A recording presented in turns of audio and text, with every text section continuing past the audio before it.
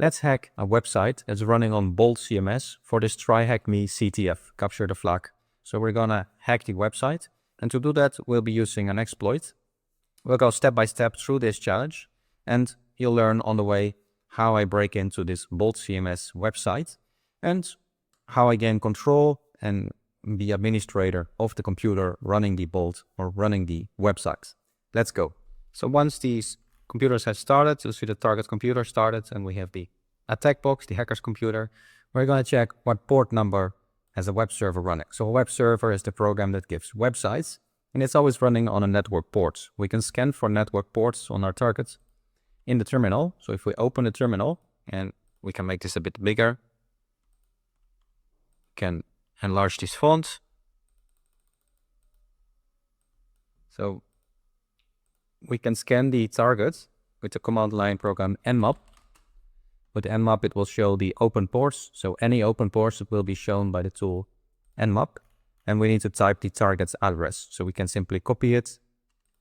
Then we go here, paste it in, and then paste it. And that scans for open ports. So in this case, we find 3 open ports. We find port 22. You'll see port 22 is open, 80 is open, and also 8000 is open. Now, they want to know which port number is running web server, and you'll see 2 ports have just 2 digits and 1 has 4 digits. So most likely it's this one, but we can quickly verify.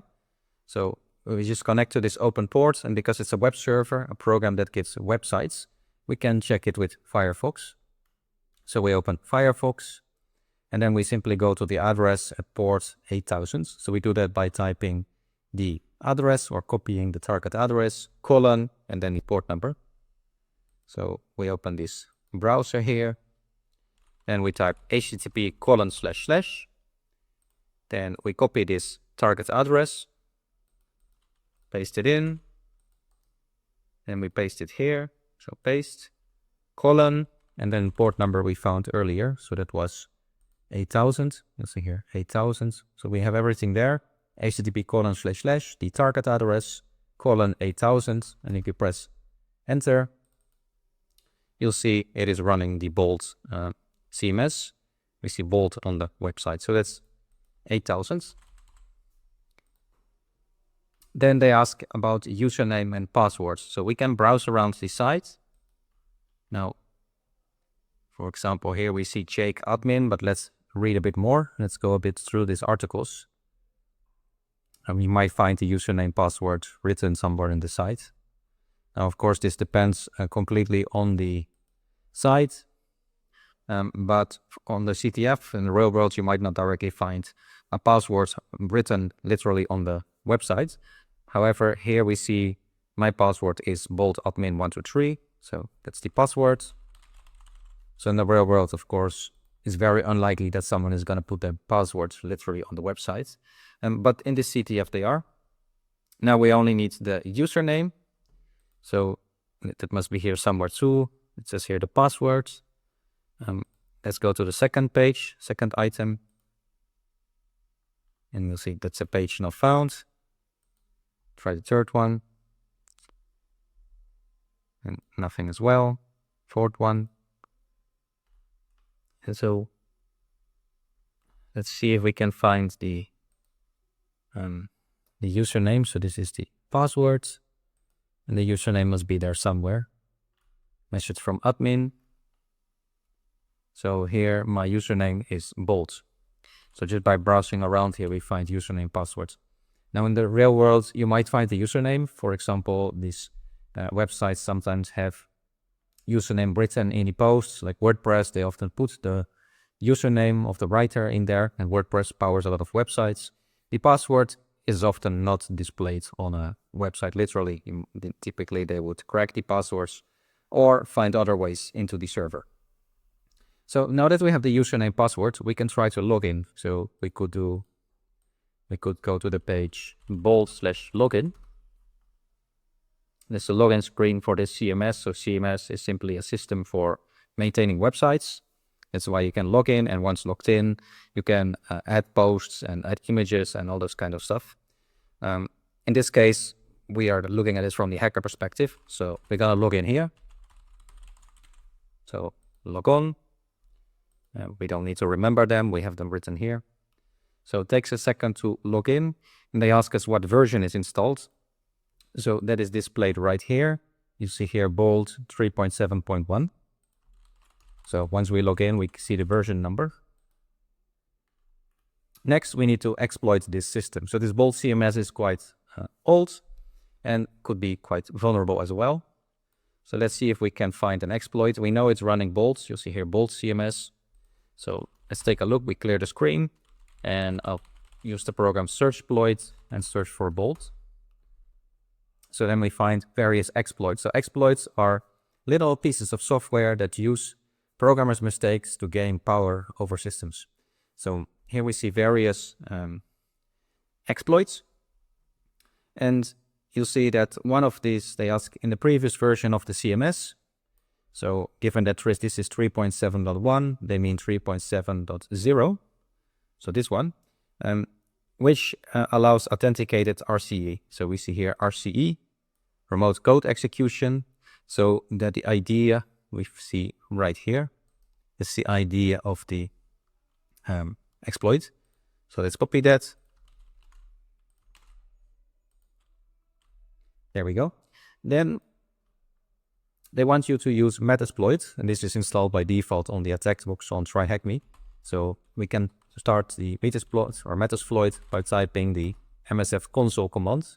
So the Metasploit console, this is a tool that has all kinds of exploits that you can run right away. Once Metasploit has started, you'll see this little input bar here. So this lets you search for exploits. We can simply type search, and then search for Bolt. Then this will take a second. It will search for exploit for the Bolt software. You'll see here it found the RCE here for Bolt that we can then use. So to use it, we type use, followed by this entire path. So that's exploit, Unix, web app, Bolt authenticated RCE. So this whole thing here. Press enter. So now that is loaded, and we now need to set some, that's the thing they want here for this question. So we can actually copy that or simply type it in.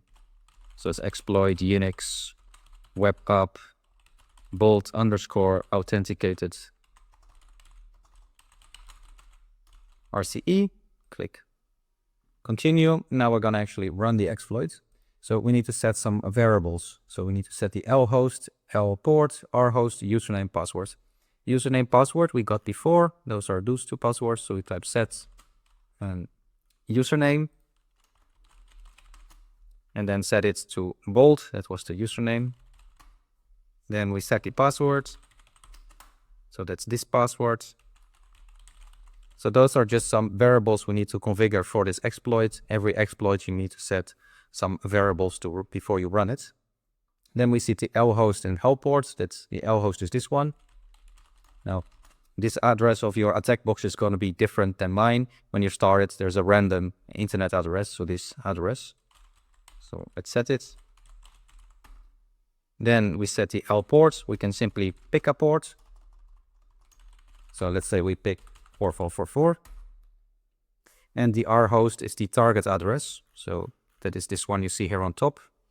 Easily set R host, and then that address that you have here on top, which is also going to be different on your when you do TryHackMe. These numbers are random of the attack box and the target box. So we set that one, and then we simply type the word exploit. And if we did everything right, it will start a reverse shell into the victim's computer. So you'll see it is outputting all kinds of things. Now let's see if we are actually logged in. If I try to type something here, like who am I, Linux command to show your username.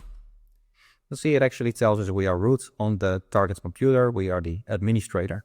Now they want to know flag.txt. So we can list the files and folders. And press enter, and you'll see there's only index.html here. You can check the current folder, pwd, and you'll see we're in some kind of Bolt folder. Let's go into /home/Bolt. So cd/home/bolts, and then list files and folders. And we have a bunch of stuff there, but no flag. So let's go to the root folder, cd/list files and folders. Nothing here. Let's go to cd root. So we're simply browsing around the Linux system to see if we can find the flag. And it doesn't seem to be here either.